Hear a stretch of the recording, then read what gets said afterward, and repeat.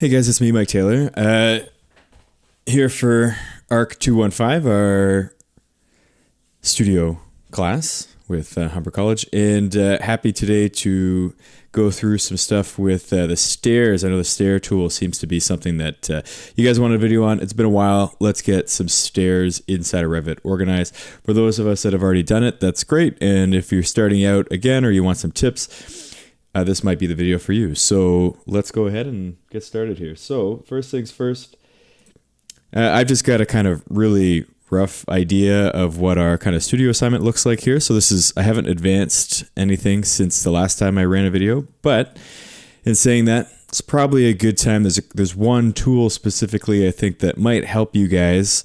I want to cover this before we get into stairs here, and that is the section box tool. So if you're wondering, how do I get a cutaway section in my model, right? I got my nice little 3D model set up here. I've got my view cube over here. We can just click on some of these and we can get some idea of what our 3D fun stuff looks like. We can hold it, kind of pivot around here. Most of us by now, I would hope, know Shift plus middle mouse button is the orbit. We can zoom in and out with our scroll wheel.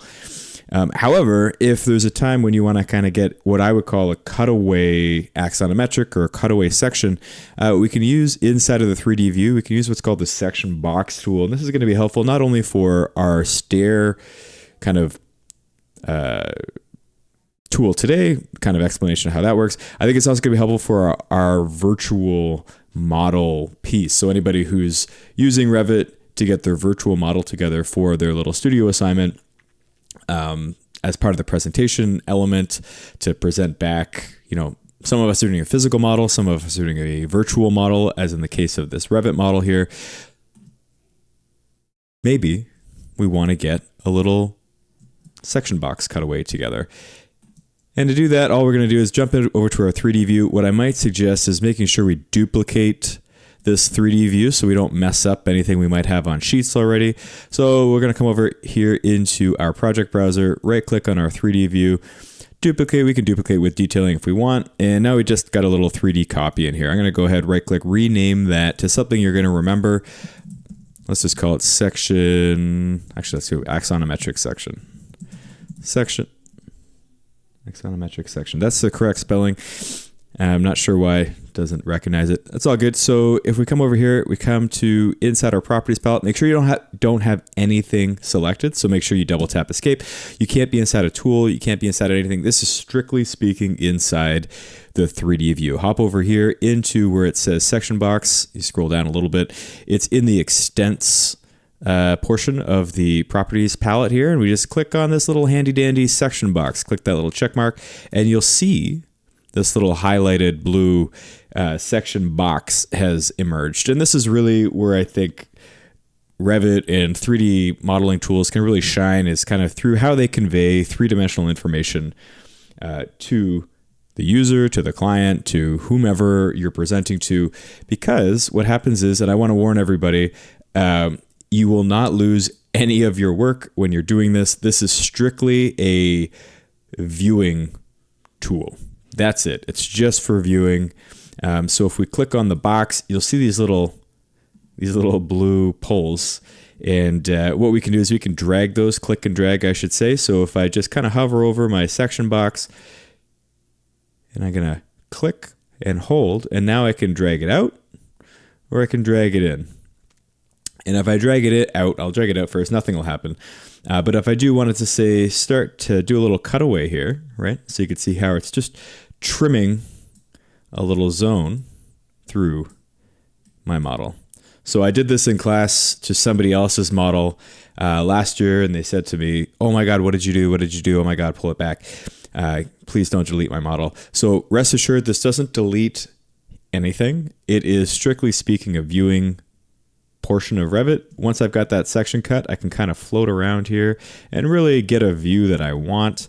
And rest assured, your model is still fully intact. So don't fear, you haven't lost anything. But I do think that it might be helpful to have a little cutaway here, right? So if we have a little cutaway here, and maybe on the other side, we could actually pull it forward from the back, right? Pull it forward from the back. Maybe we also want to pull it from the west, I think.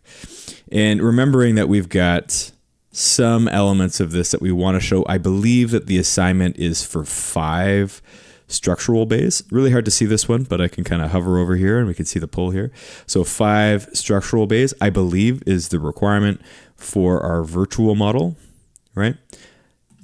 We probably want to see a little bit more detail than what I've got in here. So I might encourage us to explore a little bit more before we do this, but it's also nice to have the view set up. So remember, what we can do is once we're set, what do we actually want to see here? What is the kind of outlay of, what are we trying to get at for viewing whatever elements you're trying to contain within the view? You can kind of just pause. So say I want to make sure that I show all of these pieces. I'm going to let's do one here. Actually, you know what? Let's get closer to the grid line. Let's pull this back a little bit. Pull it back just a touch. And what I might do is I'm going to pan up a little bit. And now what I could do is turn off my section box. And now if I turn off the section box, I lose everything. So, I can't believe I did that. Okay. So as you can see, set up the section box and make sure you don't do what I just did. So set it up. I'm going to drag it in a little bit. Whoops.